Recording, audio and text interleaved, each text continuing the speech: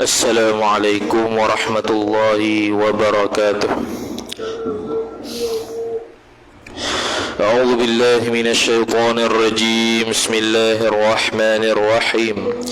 الحمد لله رب العالمين، والصلاة والسلام على أشرف الأنبياء والمرسلين سيدنا محمد وعلى آله وصحبه أجمعين. سبحانك لا علم لنا إلا ما علمتنا إنك أنت العليم الحكيم، ولا حول ولا قوة إلا بالله العلي العظيم. رب اشرح لي صدري ويسر لي أمري واحلل عقدة من لساني يفقه قولي، وسدد لساني واهد قلبي بحق نبيك محمد صلى الله عليه وسلم.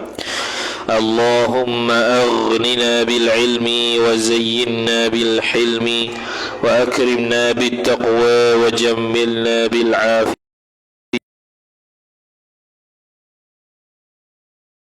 والنفع والانتفاع والإفادة والاستفادة والحث على التمسك بكتاب الله وسنة رسوله صلى الله عليه وسلم، ودعاء إلى الهدى والدلالة على الخير ابتغاء وجه الله مرضاته وقربه وثوابه سبحانه وتعالى. آمين يا رب العالمين.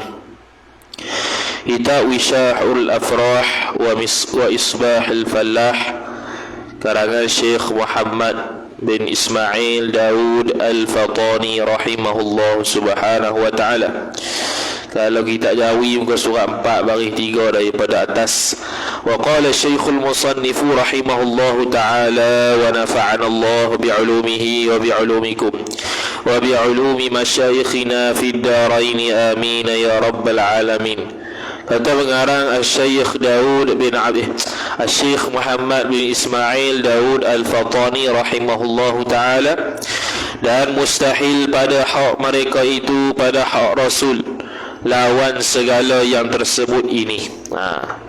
Sambung perbahasan sedikit berkenaan dengan sifat kenabian Allah Subhanahu wa taala. Bukan kenabian sifat Allah dah, nabi-nabi Allah Subhanahu wa taala. Jadi kita dah bahas dulu sedikit berkenaan dengan perkara yang mesti kita terima Rasul itu bersifat dengan 4 sifat, iaitu siddiq, amanah, fatanah dan tabligh. Sekarang sambung pula pada perkara mustahil. Dia kata, dan mustahil pada hak mereka itu pada hak Rasul lawan segala yang tersebut ini, iaitu benda yang wajib pada Rasul. Lawan lah. Bila siddiq benar, lawannya tipu. Tabligh lawannya menyembunyi. Tabligh menyampaikan, lawannya menyembunyi. Betul. Fatanah lawannya bodoh. Fatanah tu cerdik. Kemudian sekarang dia kata, dan harus pada hak mereka itu pada hak Rasul.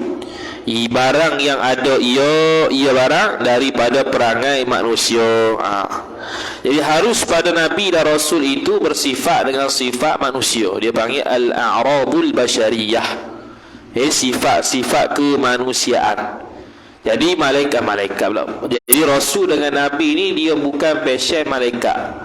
Dia bukan pasien Tuhan, apatah lagi. Sebab itu Nabi sallallahu alaihi wasallam dia melarang umat dia memuji sampai tahap ketuhanan. Puji banyak tak apa.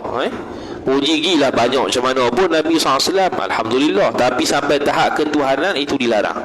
Seperti mana puak Nasrani memuji Nabi Isa AS sehingga mengangkat Nabi Isa jadi Tuhan. Itu tak boleh lah. Jadi dia bersifat dengan sifat manusia, tapi yang tiada membawa kepada kekurangan pada martabat mereka itu Rasul yang maha tinggi. Jadi mereka ni membawa kepada mereka ni bersifat dengan sifat manusia yang tak bawa diri mereka ke arah jatuh maruah. Contoh dia kencing diri kot. Kecuali itu untuk menunjukkan harus. Dalam kitab Tirmizi, Sunan Tirmizi, Imam Tirmizi rahimahullahu ta'ala, dia letak satu hadis di depan kitab dia berkenaan dengan Nabi sallallahu alaihi wasallam kencing diri. Jadi kencing berdiri di situ ialah kerana Nabi sallallahu alaihi wasallam nak menunjukkan bahawasanya kencing berdiri tak haram. Bukannya Nabi sallallahu alaihi wasallam buat benda haram, kan? Ataupun buat benda makruh, bukan. Itu nak menunjukkan keharusan. Afdhalnya, sunatnya ialah kencing duduk. Tapi yang Nabi sallallahu alaihi wasallam buat itu ialah untuk menunjukkan keharusan, yakni tak sampai tahap haram. Lepas tu apa dia? Makruh lah.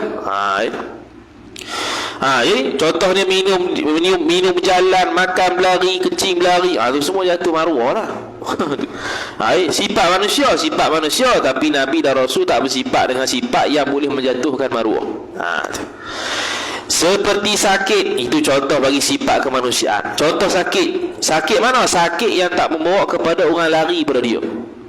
Jadi kalau ada cerita-cerita Nabi dan Rasul yang menyebabkan kita faham kata kalau Rasul ada penyakit ni orang pakat lari, itu mesti ditakwil atau mesti dicari sumbernya betul atau tidak. Macam contoh cerita Nabi Ayub alaihi salam yang mengulat sampai orang lari tu cerita Israiliyat. Sebab itu tak layak bagi Nabi dan Rasul. Rasul tidak boleh bersifat dengan sifat yang mana orang pakat lari kalau Nabi sifat dengan sifat tu. Jadi penyakit dia tu mesti penyakit yang orang tak lari. Contohnya penyakit kusta, tu orang lari. Penyakit baras, apa tu yang putih-putih tu, ingat dah. Baras dengan kusta, tu semua penyakit-penyakit yang orang lari.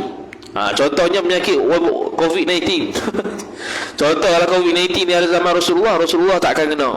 Sebab apa? Sebab itu penyakit yang boleh menyebabkan orang jauh daripada dia. Itu tidak akan kena kepada Rasul. Kemudian kata musannif rahimahullahu taala, yang tiada habis seperti sakit dan seumpama sakit, habis noktah. Dan wajib atas tiap-tiap mukallaf beriman dengan sekalian anbiya. Wajib sini wajib syarak, dengan makna kalau tak buat tidak i'tiqad, kafir. Haram lagi pula kafir, wal a'yadzu billah. Sekalian anbiya itu nabi-nabi, sama ada yang tersebut nama mereka itu anbiya di dalam Quran atau tiada, yakni tiada tersebut dalam Quran. Jadi dalam Quran ni bukan semua nabi dan rasul Allah Taala cerita. Jadi Allah Taala hanya cerita nabi dan rasul yang 25 orang disebut nama secara khusus. Begitu juga ada nama-nama yang lain yang disebut dalam Quran, cuma khilaf ulama dia rasul tidak, dia rasul ataupun tidak. Contohnya Nabi Khadir alaihi salam, Luqmanul Hakim alaihi rahimahullah radhiyallahu taala anhu. Apa lagi? Uzair, yang mana puak-puak Yahudi kata Uzair itu anak Tuhan. Puak Nasrani pula kata Isa anak Tuhan. Jadi Uzair, Luqmanul Hakim, Khadir, itu khilaf rasul ke nabi ke wali. Tu kalau tak i'tiqad rasul pun tak ada masalah lah, sebab tidak berlaku kesepakatan ulama. Kata musannif rahimahullahu taala, yang tersebut dalam Quran, yang tersebut maka bilang-bilangan anbiya, jumlah dia yang tersebut di dalam Quran tu 28. 28.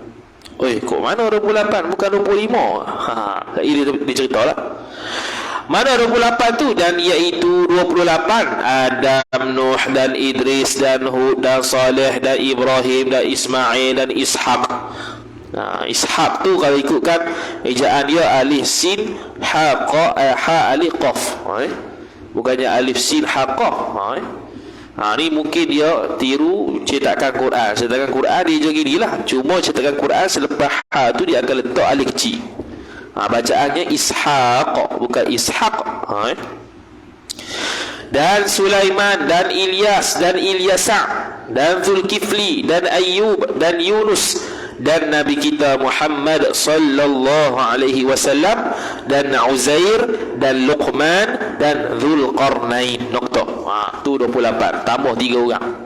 Luqmanul Hakim, Uzair dan Dzulqarnain. Ni semua ada dalam Quran. Dzulqarnain cerita bila iaitu dia membuat tembok untuk kurung Ya'juj dan Ma'juj. Tu Dzulqarnain.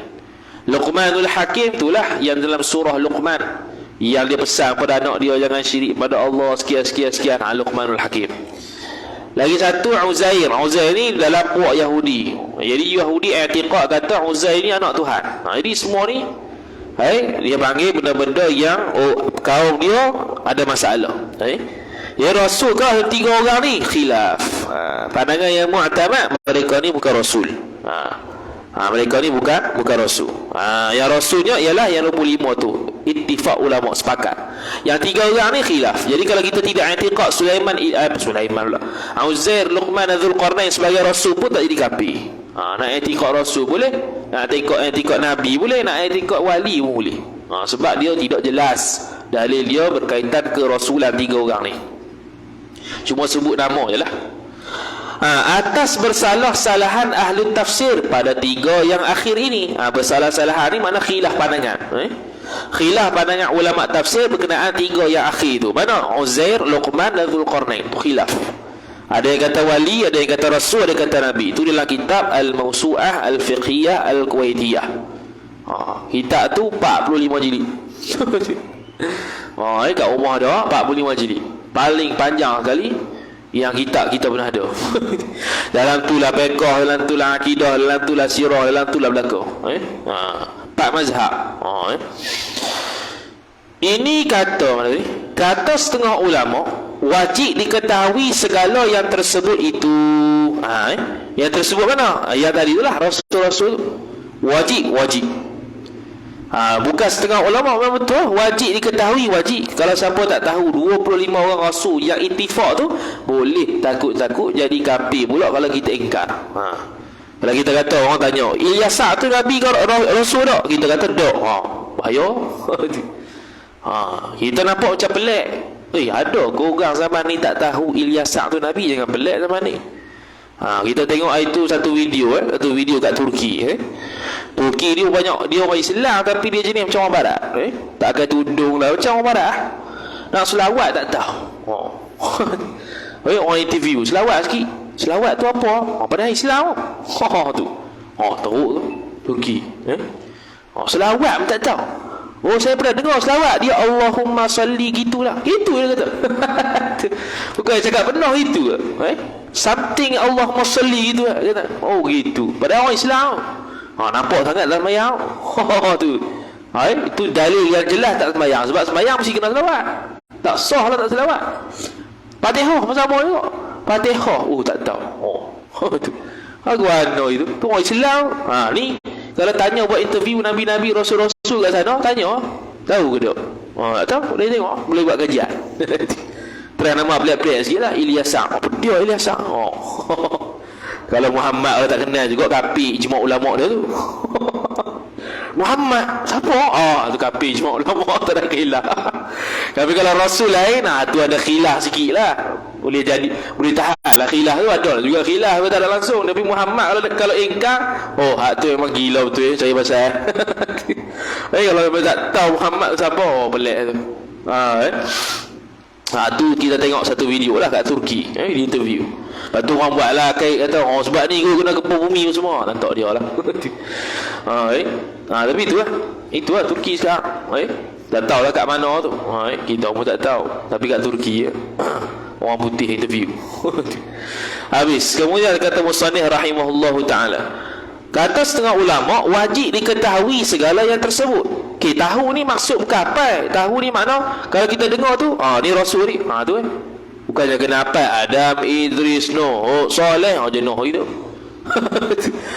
Tak wajib hafal atas para mu'tamad. Yang wajibnya tahu je. Mana kalau kita sebut tu, ni Nabi. Okey. Tahu tu. Kemudian kata Musannif, dan wajib diajarkan anak-anak seorang tu, dan isterinya isteri seorang, dan khadam seorang. Wajib belajar. Wajib ajar. Jadi isteri-isteri kita wajib ajar akidah, fiqh dan tasawuf, wajib. Wajib ajar semayang, wajib ajar hikmah, wajib ajar akidah Ahlus Sunnah wal Jamaah. Tak reti gawe tu bawa mari surah masjid tu. Supaya apa? Supaya dapat pengetahuan. Gini akidah, gini fiqh. Dah tak reti mengajar, suruh orang hantar pergi tempat mengajar. Ataupun dia belajar, kemudian balik dia mengajar. Boleh berlaku. Tiga cara. Kalau dia alim, reti, dia mengajar bini dia sendiri. Kalau tak alim, jahil, dia keluar, pergi majlis ilmu, balik dia mengajar pula. Ataupun dia hantar anak bini dia pergi ke majlis ilmu. Tiga tu. Tu kewajipan atas suami. Tu. Wajib. Siapa tak ajar dosa. Maka wajib kita percaya akan mereka itu rasul satu-satu. Bukan kata aku percaya Muhammad, aku tak percaya Isa. Tak boleh. Satu-satu kena percaya. Dan yang tiada kita ketahui akan nama mereka itu rasul, wajib kita percaya atas jalan ijmal, atas jalan umum. Jadi dalam Quran disebut jelas bahawasanya Allah Subhanahu Wa Taala ada yang cerita Nabi, nama Nabi secara khusus, ada yang tak diceritakan. Jadi kita sebagai mukallaf wajib beriman Rasul dan Nabi banyak lagu mana? Wallahu a'lam. Tawakuf, tak pandangan mu'tamad. Lepas tu yang 25 ni, ni wajib tahu satu-satu. Dia panggil wajib tahu secara tafsil terperinci. Habis. Faidatun, ini satu faedah. Yang nak read sikit. Bermula bilang-bilangan, iaitu bilangan segala anbiya nabi-nabi itu sekati 2 laksa 4,000. Bukan laksa Penang ni. Sekati 2 laksa. Kok mana 2 laksa dekat kedai? Bukan. Sekati 1, 2 laksa 2, 4,000 lah, 124,000. Tu ya. Ini bahasa lama. Sekati 2 laksa 4,000. Ada satu lagi kitab Miftahul Murid. Hari yang 7 lekor. Bukan kopok lekor. 7 lekor. Apa 7 lekor ni? Lekor ni 20 hari bulan. 7 lekor 27 hari bulan. 1 lekor malam ni 1 lekor. Beli kopok lekor? Bukan. Malam ni malam 21. Biasa dalam kitab dia sebut kat mana? Dia sebut dalam perbahasan Lailatul Qadar. Sebab Lailatul Qadar 21, 23, 25, 27 dibahas 29. Jadi kalau 21 1 lekor, 23 3 lekor, 5 lekor, 7 lekor, 9 lekor. Bukan kopok lekor. Bagak main kopok lekor itu. Kopok lekor mana? Baca kitab seorang pula. Bukan percaya. Kemudian kata musannif rahimahullahu ta'ala, mana tadi? Sekati duduk lah. Dan yang jadi rasul. Ni contoh satu pandangan. Ni pandangan pertama ni 124,000. Bukan pandangan mu'tamad. Ni satu pandangan yang membilangkan anbiya ni berapa orang. Dan yang jadi rasul daripada mereka itu anbiya 313 orang. Nukta. Ni pun khilaf juga. Ada kata 313, ada kata 314, ada kata 315. Pandangan mu'tamad tawakuf. Wallahu a'lam. Syekh Ahmad Al-Fatani rahimahullah ta'ala tulis kitab nama-nama rasul. Dia urai satu-satu nama rasul daripada zaman Nabi Adam sampai Nabi SAW 313 orang. Dia sebut nama seekor-seekor. Nama Ezekiel pun ada juga. Nama macam orang Eropah. Nabi Ezekiel, Nabi Daniel. Ni jarang-jarang pernah dengar. Ezekiel, ada Ezekiel. Habis. Kemudian kata musannif rahimahullahu ta'ala, lepas tu jadi rasul 313 orang. Dan pada satu riwayat 314 orang. Dan ni habis titik. Satu riwayat lagi 315. Ada 3 tu yang kalau ada bilang lah. Dan yang afdal daripada sekalian nabi-nabi itu Nabi kita Muhammad sallallahu alaihi wasallam. Ni wajib ikut tertib. Cari dia nak khabar tertib Nabi Ulul Azmi. Nabi Ulul Azmi 5 orang ya. Nabi Nuh, Nabi Isa, Nabi Musa, Nabi Ibrahim, Nabi sallallahu alaihi wasallam. Yang paling atas Nabi sallallahu alaihi wasallam, yang kedua Ibrahim, yang ketiga Musa, yang keempat Isa, yang kelima Nuh. Dia kena ikut tertib begitu. Jangan buat lebih kurang. Yang pertama Nabi Ibrahim, tak boleh. Nabi sallallahu alaihi wasallam paling afdal. Wajib i'tiqad. Dan yang mengiringi Nabi kita sallallahu alaihi wasallam tu Nabi Ibrahim alaihi salam. Nabi Muhammad dia panggil Habibullah. Nabi Ibrahim dia panggil Khalilullah. Dua-dua tu kalau terjemah kekasih Allah belaka. Tapi lain-lain. Habib lebih tinggi pada Khalil. Habib lagi tinggi pada Khalil.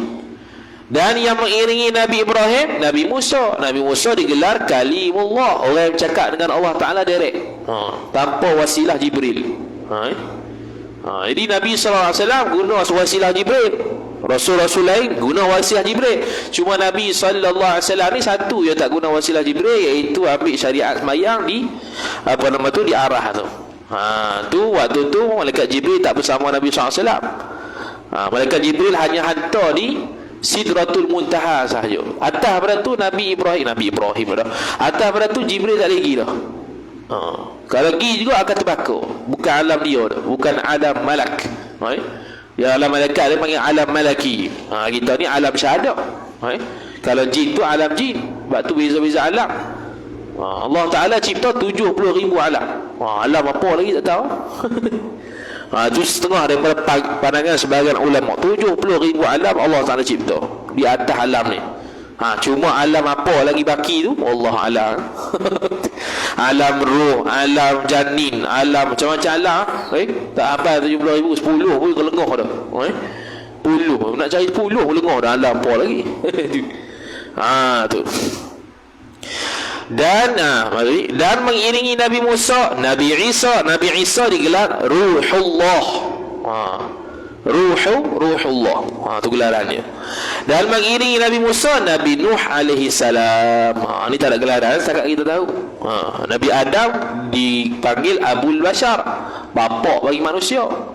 Selepas 820 tahun wafatnya Nabi Adam, baru hidup Nabi Nuh alaihi salam. Itu disebut dalam kitab Jam'ul Fawaid, baru baca semalam. 820 tahun selepas wafat Nabi Adam, baru diberanakkan Nabi Nuh alaihi salam, baru lahir. Nabi Adam alaihi salam 1000 tahun, Nabi Nuh alaihi salam 950 tahun umur dia. Jadi kalau dia zaman dia tu, kalau tengok kita baru umur 50, muda lagi ya.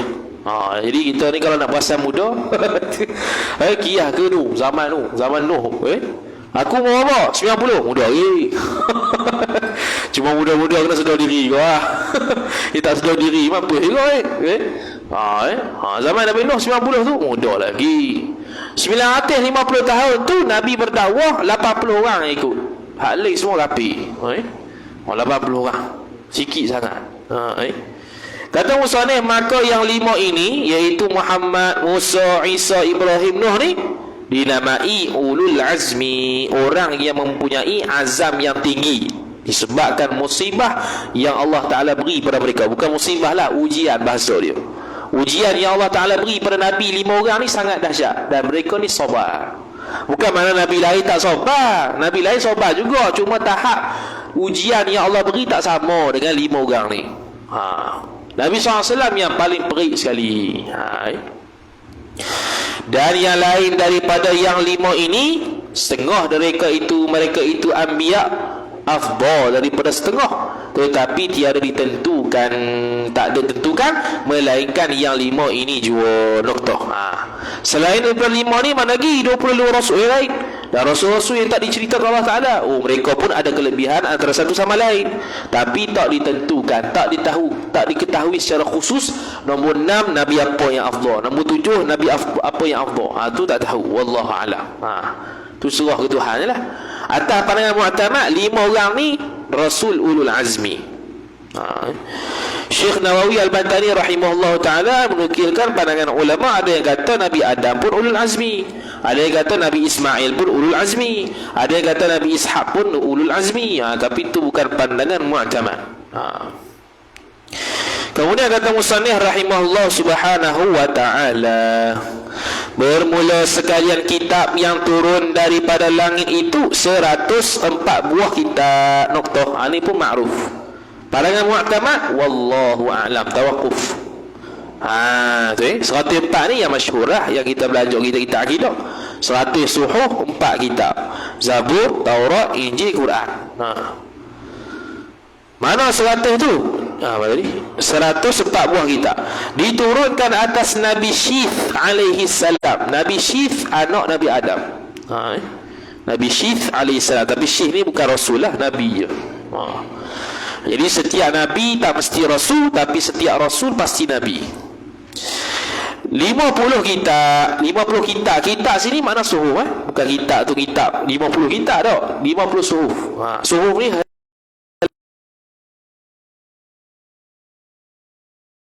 itu lah. Cuma hakikat suhuf tu wallahu a'lam. 50 kitab, yang ni 50 suhuf, dan diturunkan atas Nabi Idris alaihi salam 30 kitab, yang ni 30 suhuf, 30 lembaran suhuf. Nabi Idris alaihi salam orang pertama yang jahit di atas Adam ni. Orang pertama yang jahit baju ni Nabi Idris alaihi salam. Kerja dia suka jahit. Orang pertama yang buat baju besi Nabi Daud alaihi salam. Kemudian kata musannif rahimahullahu taala, dan diturunkan atas Nabi Ibrahim alaihi salam 10 kitab, 10 suhuf Nabi Ibrahim. Nabi Ibrahim Khalilullah. Dia hidup zaman Namrud tu. Dia bakar dia dalam api, kemudian disejukkan Allah Subhanahu wa taala ke api tersebut. Dan diturunkan atas Nabi Musa dahulu, yakni sebelum daripada Taurat 10 kitab. Dia sebelum datang Taurat kepada Musa, diturunkan Allah Taala 10 suhuf dulu. Lepas tu baru dia turun Taurat. Kitab suci Taurat. Tapi sekarang Taurat sudah diselewengkan. Kalau baca dalam sembahyang pun tidak sah. Sebab kalam Allah, Taurat dan Injil sudah diubah suai sejak zaman dahulu, maka tidak boleh diguna pakai lagi. Bila kita kata tak boleh guna pakai, maka boleh Taurat dan Injil itu menggunakan untuk buat istinja, boleh, kecuali ada nama Allah Ta'ala dalam tu. Tak boleh kita ambil helaian kertas Taurat Injil zaman sekarang yang telah diubah suai tu, yang tak ada nama Allah Ta'ala, boleh buat istinja. Sampai tahap tu ulama bahas. Tapi kalau ada nama Allah dalam Taurat Injil tu, walaupun bohong lah Taurat Injil tu, tapi disebabkan nama Allah, tu haram lah menajiskan nama Tuhan tu. Kemudian kata musannif, dan dinamakan sekalian kitab tadi suhuf, noktah. Yang kitab-kitab tu namanya suhuf. Suhuf ni lembaran-lembaran kertas. Kemudian maka Taurat diturunkan atas Nabi Musa. Noktah. Tu. Lepas turun 10 suhuf, mari pula Taurat kepada siapa? Kepada Nabi Musa alaihissalam. Noktah. Dan bacaan Taurat itu dengan bahasa Ibrani. Ini tanya buat Yahudi ni, Ibrani lagu mana? Boleh baca. Bahasa Ibrani tak silap di istek ada mengajar. Istek. Lagi tu mana istek tu? Perlu nak ikut yang lantas tu. Dia ada kos dia, subjek bahasa Ibrani, dia ada belajar. Tu bahasa Yahudi. Bukan nak jadi Yahudi. Bahasa Greek lah, macam-macam bahasa dia belajar kat istek tu. Sebab nak faham bahasa apa, kena faham bahasa-bahasa gitu lah. Dan diturunkan atas Nabi Isa Injil dengan bahasa Syriani. Bahasa Syriani kerana tak tahu, kita tak pernah belajar. Belajar Arab yang ada. Dan diturunkan atas Nabi Daud Zabur dengan bahasa Qibti. Qibti ni Mesir. Qibti Mesir. Dan diturunkan atas Nabi kita Muhammad sallallahu alaihi wasallam Quran dengan bahasa Arab. Ni Arab Fusahah. Sekarang ni orang Arab dia tak baca, dia tak cakap bahasa Fusahah, dia cakap bahasa Amiyah, bahasa pasar dia panggil. Macam kita lah cakap bahasa Melayu, kita bukan cakap bahasa Melayu yang official, kita cakap bahasa Melayu juga tapi ami lah. Bahasa Terengganu, Kelantan, Kedah, Sabah, Sarawak. Bahasa ami juga tu. Mana kalau orang luar nak faham tu, boleh tahan juga. Apa dia cakap ni? Tu bahasa ami, bahasa pasar. Bahasa standard tak ada orang nak baca, tak ada orang cakap.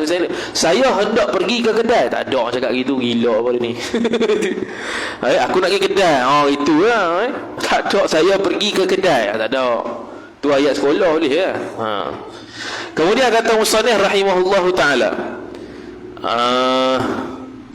dan diturunkan atas dan wajib pula atas tiap-tiap mukallaf, bahawa ia tiap-tiap mukallaf i'tiqad bahawasanya sekalian malaikat itu daripada hamba Allah yang dimuliakan dia, yang dimuliakan Allah Subhanahu wa taala.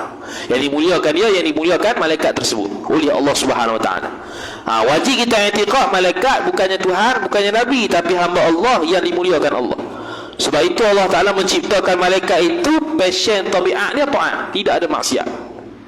Jadi kalau passion tabiat dia sudah taat, maka tidak akan boleh dia buat maksiat sebab passion dia memang begitu. Kemudian kata musannif, dan terpelihara sekalian malaikat daripada segala maksiat. Mereka itu maksum macam Rasul. Rasul maksum, terpelihara daripada dosa, sama ada dosa kecil, dosa besar, sebelum Nabi dan selepas jadi Nabi. Jadi mana-mana ayat Quran ataupun hadis yang menunjukkan seolah-olah Nabi dan Rasul buat dosa, wajib takwil. Imam As-Sawi rahimahullah sebut dalam kitab Hasyiah As-Sawi ala Tafsir Jalalain, siapa yang mengatakan Nabi Adam AS turun ke dunia ni sebab makan buah khuldi, dosa kecil, kafir. Jadi kita kena takwil macam-macam lah berkaitan dengan sebab apa Nabi Adam AS memakan buah khuldi. Kitab tafsir Miftahul Ghaib karangan Imam Fakhruddin Ar-Razi, dia tafsir, dia takwil 20 lebih macam takwil sebab apa Nabi Adam buat gitu. Antara salah satunya ialah Nabi Adam AS makan buah khuldi ialah kerana Iblis laknatullahi alaih telah mengatakan Allah Ta'ala telah membenarkan dia makan buah khuldi. Jadi Nabi Adam bila dengar Allah Ta'ala izinkan, makan lah. Dia tak berisa lah, dia tak tahu Iblis bohong. Dia Rasul ni passion sami'na wa ata'na. Aku dengar, aku terima. Aku dengar, aku buat. Kata boleh, tak boleh. Kemudian Iblis tu masuk dalam mulut ular, masuk dalam syurga. Dia lepas Iblis tu dah jadi kafir, dia tak masuk syurga dah, dia keluar daripada syurga. Lepas tu macam mana dia jumpa Nabi Adam, dia masuk dalam mulut ular.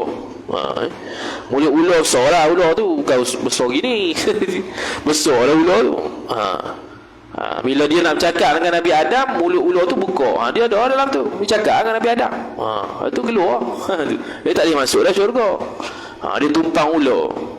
Lepas tu dia di atas dunia ni, kata Imam Fakhruddin Ar-Razi rahimahullah ta'ala, musuh utama juga anak Adam ialah ular. Ular. Dia hati-hatilah dengan bisa ular. Kemudian kata musannif rahimahullah subhanahu wa ta'ala, lagi pula suci mereka itu malaikat daripada sifat manusia. Mereka tidak ada nafsu tapi ada akal. Mereka tidak makan dan tidak minum. Mereka bukan lelaki, bukan perempuan, bukan khunsa. Siapa yang i'tiqad malaikat itu lelaki, fasik. Siapa yang i'tiqad malaikat itu perempuan, kafir. Jadi malaikat lagi mana? Wallahu a'lam, tidak ada jantina. Dan tiada diketahuikan banyaknya malaikat melainkan Allah Subhanahu wa taala. Nokta. Jadi malaikat ni banyak sangat. Yang wajib tahu secara terperinci 10 orang. Jibril, Mikail, Izrail dan sebagainya tu. Yang kita belajar dulu dah dalam Misbahul Munir. Jadi malaikat ni banyak. Siapa yang tahu hakikat banyaknya makhluk malaikat ni? Allah sahaja.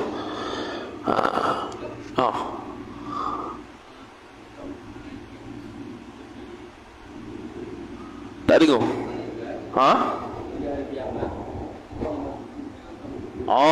Malaikat bila kiamat adakah masuk syurga ataupun tidak?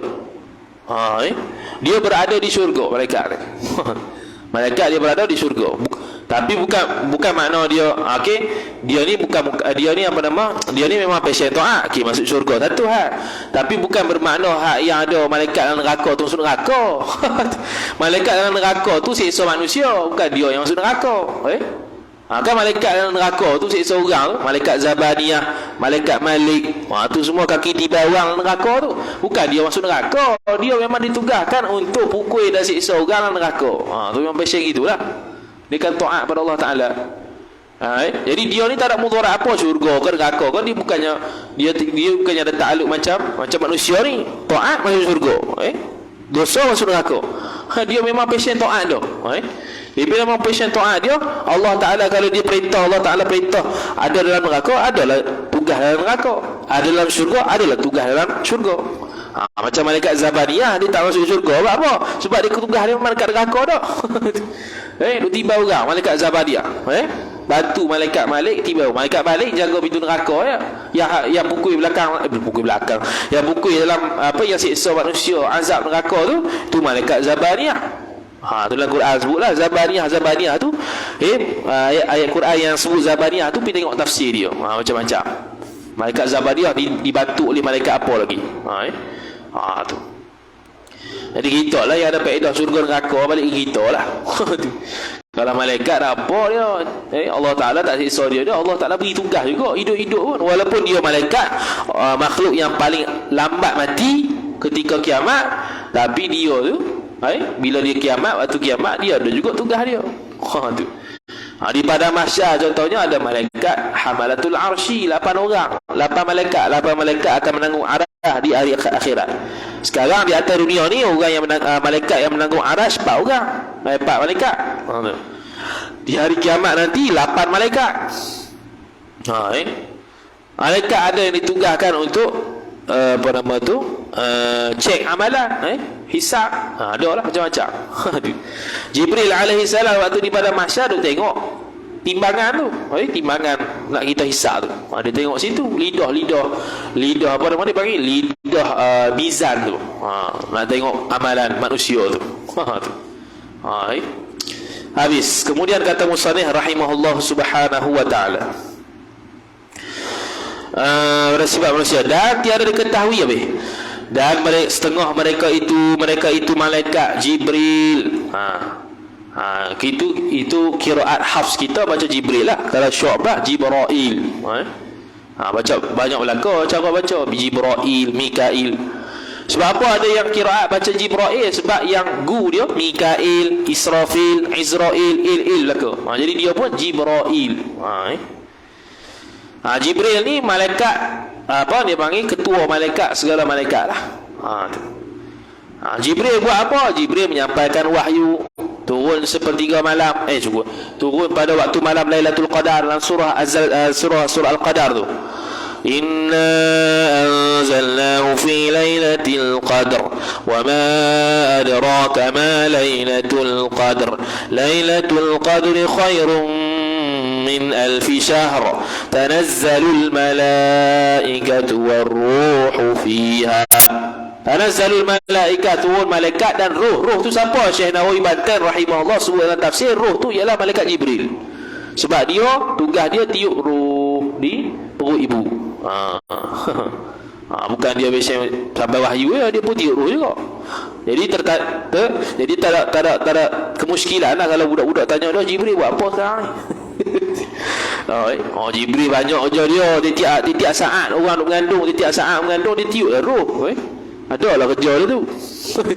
Dia fikir kerja malaikat tu. Dia tak fikir kerja kita. Dan Mikail ni beri rezeki dengan izin Allah Ta'ala, beri hujan. Yang beri hujan lebat-lebat ni Mikail ni. Kerja Mikail. Dan Israfil tiup sangkakala 2 kali. Satu waktu kiamat, satu waktu bangkit semula. Dan Izrail cabut nyawa. Nama malaikat yang lain ialah Malakul Maut, cabut nyawa. Dan sekalian 4 ini, yang Mikail sampai Izrail ni kepala segala malaikat, ketua dia. Daripada 4 ni yang paling ketua sekali Jibril lah. Yang antara semua malaikat 4 ni ketua dia. Kemudian kata musannif rahimahullah, segala malaikat dan mereka itu 4 orang ni terlebih afdal dari seluruh malaikat lah. Dan setengah daripada mereka itu malaikat. Mana 4 malaikat ni lebih afdal daripada seluruh malaikat. Dan setengah daripada mereka itu malaikat hamalatul arsy, yakni yang menanggung akan aras. Dan mereka itu malaikat hamalatul arsy sekarang ni 4 malaikat, dan ditambah atas mereka itu malaikat pada hari kiamat 4 pula. Ke akhirat 8 orang, 8 malaikat. Dekat sekarang yang menanggung arah 4 orang. 4 malaikat lah. Ditanggung lagu mana tu tak ada fikir lah. Dan setengah mereka itu malaikat Munkar dan Nakir. Syekh Nawawi Al-Bantari rahimahullah sebut dalam kitab Nurul Zalam Syarah Aqidatul Awam, Munkar dan Nakir ni ialah nama bagi orang yang pemilik kuburnya orang maksiat, orang kafir. Dia pun nama Munkar dan Nakir, kerana dia akan datang dalam keadaan seram. Bukan serah hantu ni. Ini serah nak jawab soalan kubur ni. Dia mari seram tak? Mata kebiru-biruan seperti kilat yang menyambar. Bayang ngeri Tapi kalau dia orang beriman, orang soleh, bukan munkar nakir, nama dia Bashir wa Mubashir. Bashir wa Mubashir ni ialah orang yang berikan kabar gembira. Kalau munkar nakir ni, dia nak mengingkari benda yang sepatutnya dia dapat. Munkar nakir, Bashir wa Mubashir. Tu. Dia akan tanya. Suatu hari sahabat pernah bermimpi dengan Sayyidina Umar Al-Khattab radhiyallahu ta'ala anhu. Tak silapnya Sayyidina Ali yang mimpi. Dia mimpi kata malaikat sekarang tengah tanya aku sejak aku mati sampai sekarang 12 tahun. Dia tanya tentang apa? Dia tanya tentang pemerintahan aku sejak aku jadi khalifah. Tak habis lagi tanya 12 tahun. Tu Sayyidina Umar kita tak tahu. Tanya apa tau. Sebab tu ulama bagi amalan nak bebas daripada fitnah kubur ialah pertamanya baca surah Mulk ataupun baca surah Al-Ikhlas ketika mati nak sakit nak mati tu. Tu antara benda-benda yang boleh menyebabkan elok fitnah kubur. Fitnah kubur bebas. Nampak mudah payah. Baca-baca ya payah nak amal payah. Surah Al-Mulk ataupun surah Al-Ikhlas ketika sakit nak mati, bacalah sampai mati. InsyaAllah ta'ala tak kena sisaan kubur dan fitnah kubur. Tinggal akhirat lah pula. Pada mahsyar pula nak hadap dengan orang. Pada mahsyar nak hadap orang pula. Siapa lah yang kuat zalim. Lepas tu kalau orang sedar gini, orang payah nak buat zalim ke orang, tak boleh. Buat rasa salah sikit, minta maaf lalu lah. Apa? Takut dia tuntut nanti. Takut dia tuntut nanti. Dia tak banyak ibadat, kita banyak ibadat, dia tuntut habis. Dia tak penat apa, kita yang penat. Tu yang dulu dia panggil ada kena belajar ilmu tasawuf, macam mana nak jaga hati, waraknya, macam mana kita nak jaga diri daripada dosa pada orang. Supaya kita warak sungguh. Nak guna barang orang minta izin dulu, kan main guna dulu, guna betul baru beritahu. Itu bagi tahu, tu maklum ke izin. Izin ni boleh dah aku pakai benda ni. Boleh. Baru dia pakai. Kalau dia dah pakai dah, lepas tu dia kata aku ambil tali sabunmu, itu bukan izin, itu bagi tahu. Habis. Wallahu a'lam wa sallallahu wasallam ala sayyidina Muhammad wa ala alihi wa sahbihi wa baraka wa sallam. Mana tadi? Selepas isyak ni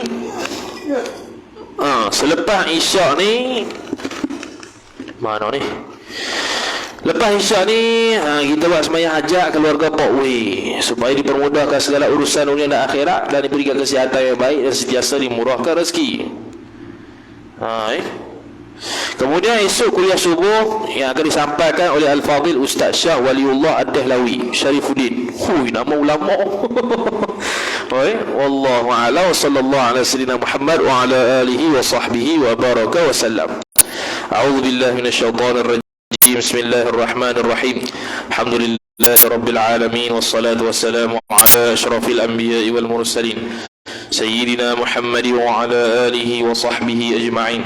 اللهم زدنا علما وارزقنا فهما اللهم زدنا علما وارزقنا فهما اللهم زدنا علما وارزقنا فهما وصلى الله وسلم على سيدنا محمد وعلى آله وصحبه وبارك وسلم والحمد لله رب العالمين.